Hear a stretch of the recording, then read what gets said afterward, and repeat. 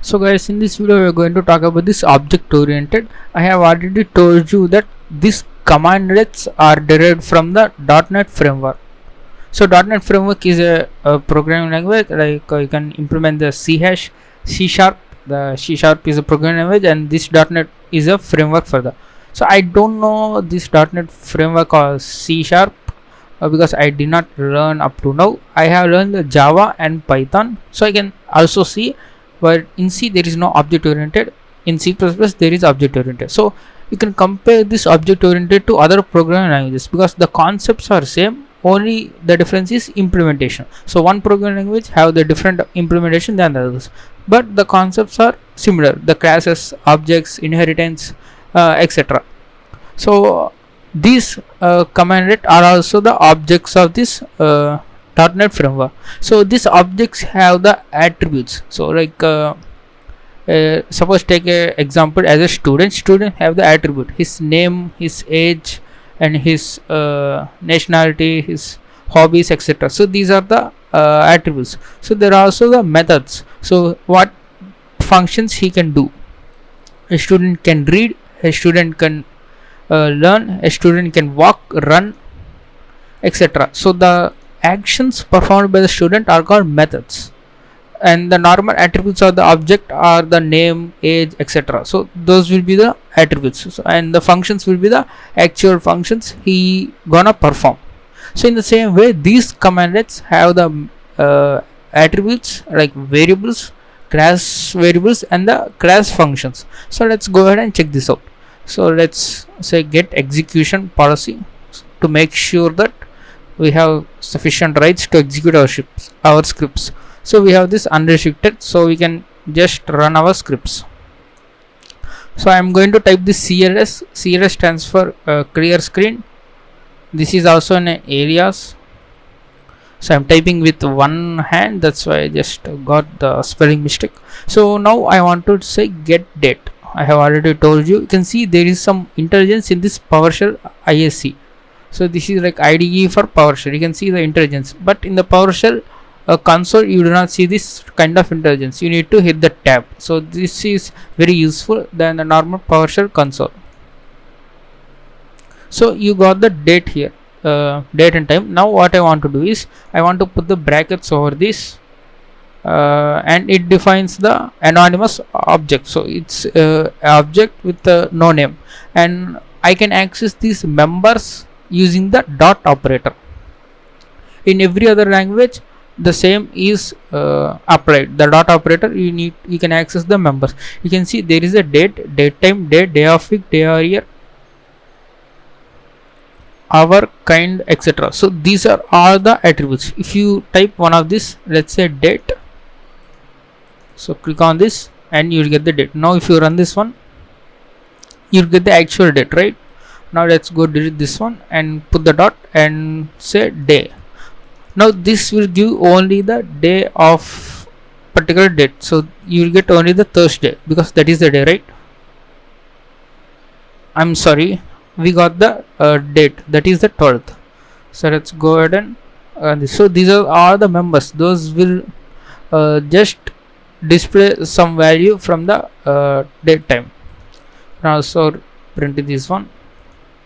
You can see these are the seconds that has been passed from the Unix epoch time.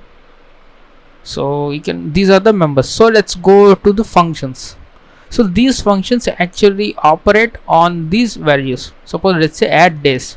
So now I need to pass something into this. Let's say 2. So today is 12th. Now the output will be 14 because we are adding 2 days extra. So let's save this and run the script. You can see now it's November 14. So we have modified the date with this add days function. Now you can also see add minutes, add months, add seconds, add ticks, etc. Add years. You can also add years.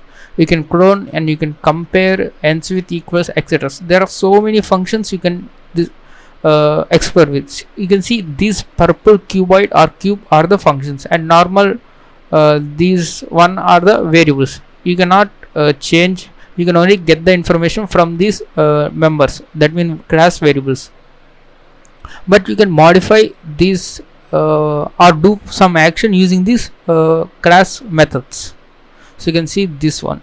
So one thing I want to tell you is the kill method. So that is this. Okay, this is not for the one. So let's say get process.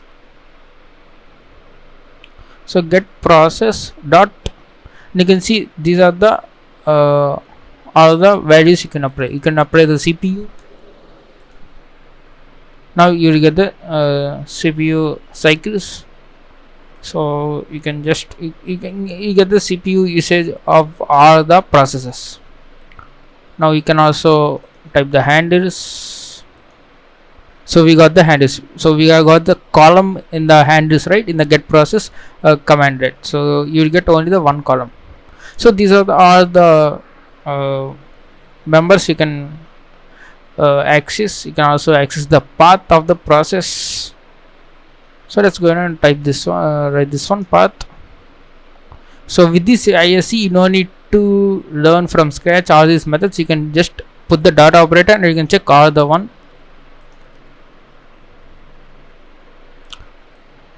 Okay, so we need to assign this one process to a variable, and then we need to call the path. So that's we'll be seeing later. Now I want to tell you this one kill. So actually we need to assign this process to a variable, and then we need to call the kill. So that's, if you run this one, it will give you an error. So what you're going to do is, we are going to create a new process, that is notepad. Click on start and type notepad. Now my notepad process has been running. Now what I want to do is get process, and I want to grep for the process ID for this notepad. Find str, ignore case, and let's say notepad, and you can see this is my ID of this process notepad 13588. So 13588 is the process ID of the notepad. Now what I want to do is, I will say get process notepad, and I will assign it to a variable.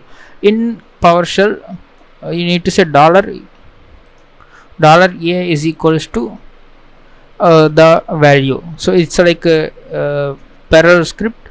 You can see the dollar, and it's also like bash script. So we will talk about the variables later. Just for now, say consider this $a is equal to get process notepad. Now what I want to do is $a dot. Now if I scroll through this one, I can get all the methods which we have seen in here. So you can get everything. You can also get the ID. So 13588, we have seen this one, right? And you can also get the path. So you can see the path here. See Windows System32 notepad. So you get the absolute path. Now we are going to kill this process. So you can just say kill, and it's gonna vanish now.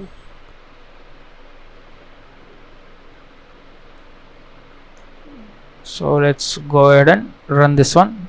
As you can see, after I click enter, now this has been vanished because we are killed the process. We have killed this process. If I type $, it will still point to the notepad, but there is no process. You can see here there is no process here. So this is the basics about the object oriented. With this you can access, if you want to know all the methods available for the command line, you can go to the ISE, open the ISE and make a new script, and go to the command line dot, and you can search through all the methods and class variables. So this is very helpful in finding the more about this command line, more functionality and flexibility about this command line. So there is no way in remembering all these command lines and their function names, and there is no use in remembering that, because there are help pages, offline help pages, and online Microsoft documentation for that. So anyone would not simply waste time on learning all these methods and process for the particular command line. So what we want to do is, we will remember main command lines that are useful for administrating tasks. So with those command lines, we can just upon practice you will get easily these command lines. So that's all about this object oriented methodology about this command lines.